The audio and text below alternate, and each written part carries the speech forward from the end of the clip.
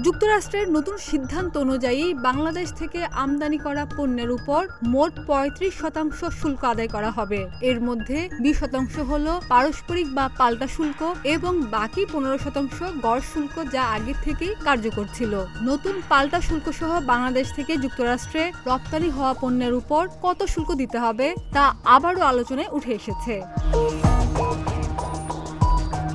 বাংলাদেশ যুক্তরাষ্ট্রে পোশাক থেকে শুরু করে জুতা, চামড়াজাত পণ্য রপ্তানি করে।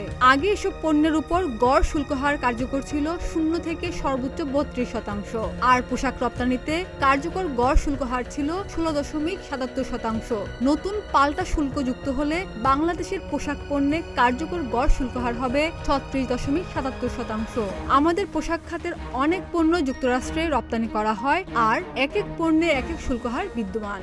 যুক্তরাষ্ট্রের ট্যারিফ শিডিউল অনুযায়ী মানবতন্তু বা ম্যান-মেড ফাইবার দিয়ে তৈরি সোয়েটারের উপর যুক্তরাষ্ট্রের শুল্ক হার 32%। বাংলাদেশ সহ বেশিরভাগ দেশের জন্য এই শুল্ক হার প্রযোজ্য।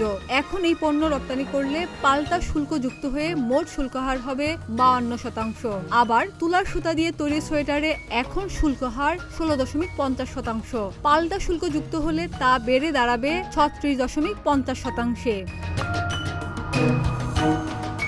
পোশাক ছাড়াও যুক্তরাষ্ট্রে জুতা রপ্তানিতে গত বছর কার্যকর গড় শুল্ক হার ছিল 8.5%। পাল্টা শুল্ক আরোপের ফলে কার্যকর গড় শুল্ক দাঁড়াতে পারে 28.50%। এই খাতে পণ্যভেদে 0 থেকে সর্বোচ্চ 55% শুল্ক হার রয়েছে।